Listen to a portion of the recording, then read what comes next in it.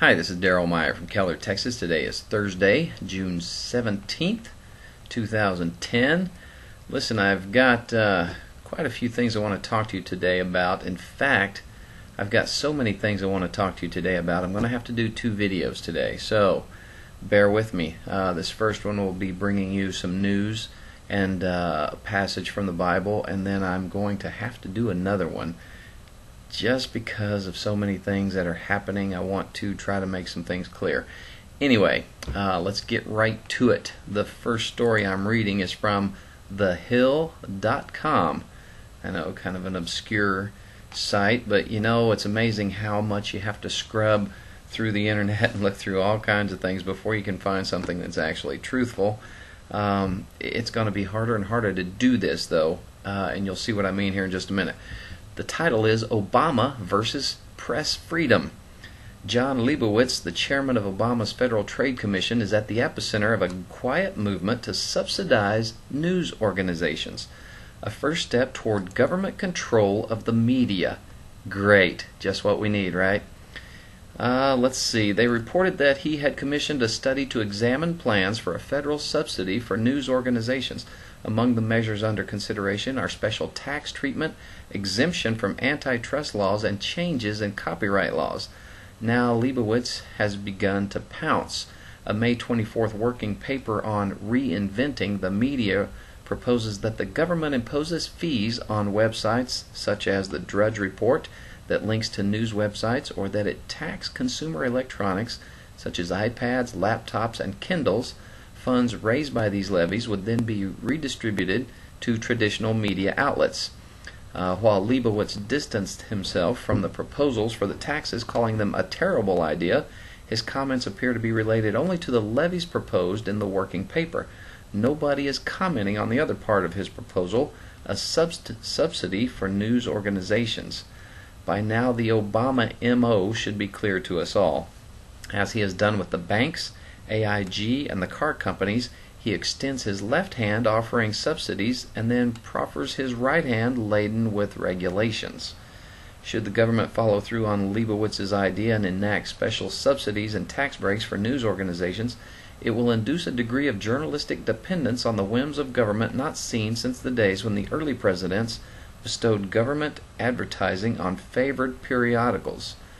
So, here we have the government trying to control the media. You know why, right? Because they want to control what you hear.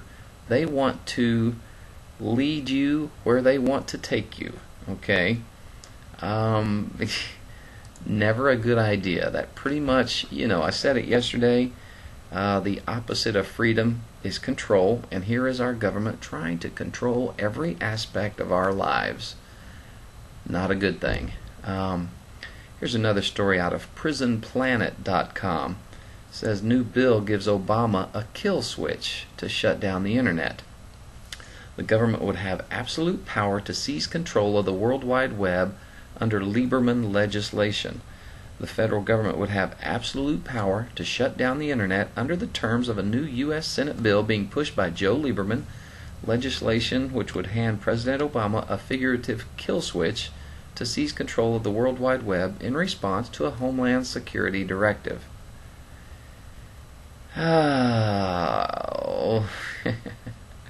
This 197-page bill is entitled Protecting Cyberspace as a National Asset Act, or PCNAA. Check it out. Look at it.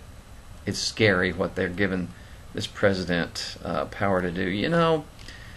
I think this president's agenda is to bring down America, and he's doing a great job so far.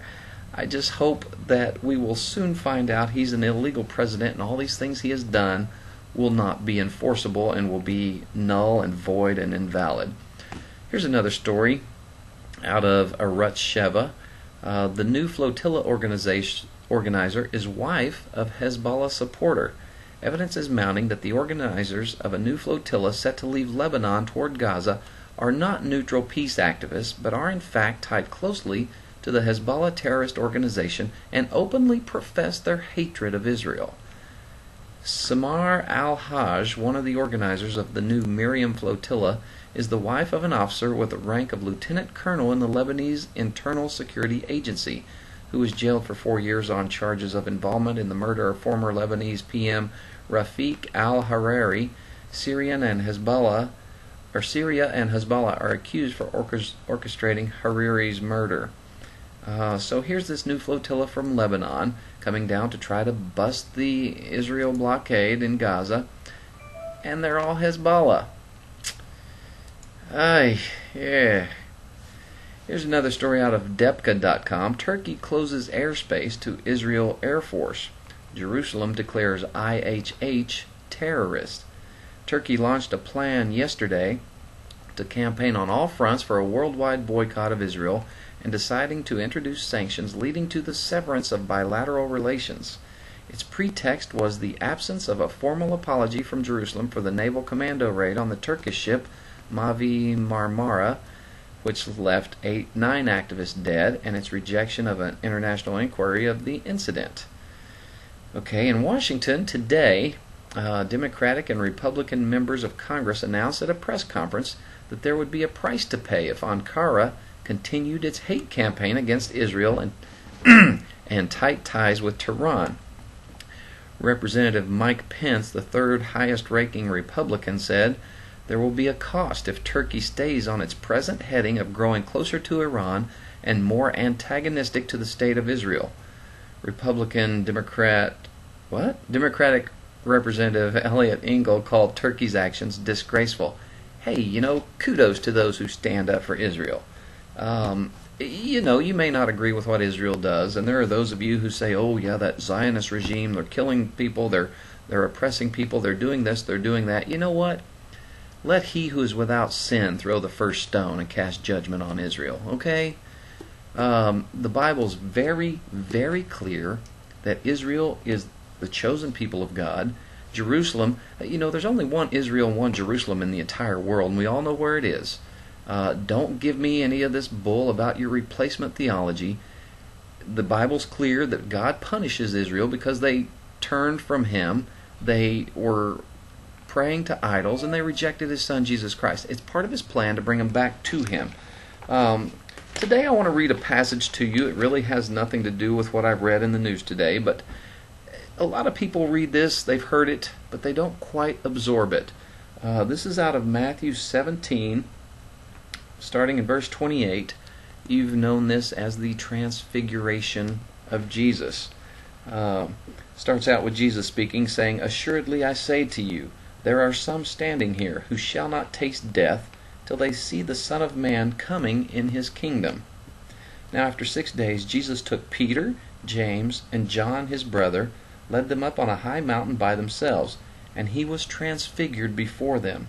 His face shone like the sun, and His clothes became as white as the light. And behold, Moses and Elijah appeared to them, talking with Him. Then Peter answered and said to Jesus, "Lord, it is good for us to be here. If you wish, let us make here 3 tabernacles, one for you, one for Moses, and one for Elijah." While he was still speaking, behold, a bright cloud overshadowed them, and suddenly a voice came out of the cloud, saying, "This is my beloved Son, in whom I am well pleased. Listen to Him." That voice should speak to every one of us. God is saying, this is my Son, in whom I am well pleased. Listen to Him. There are those who don't believe Jesus is the Son of God. Guess what? He is. You don't have to believe it for it to be true, because Jesus Christ is the Son of God. He was sent here to die on the cross to save you, to save me from our sins, and He is the only way to God the Father. There's no other pathway to heaven but through Jesus Christ the Son. Know it. Learn it. Believe it. Okay? And when the disciples heard it, they fell on their faces and were greatly afraid. But Jesus came and touched them and said, "Arise, and do not be afraid." When they had lifted up their eyes, they saw no one but Jesus only. Now as they came down from the mountain, Jesus commanded them, saying, "Tell the vision to no one, until the Son of Man is risen from the dead." And His disciples asked Him, saying, "Why then do the scribes say that Elijah must come first?" Jesus answered and said to them, "Indeed, Elijah is coming first, and will restore all things.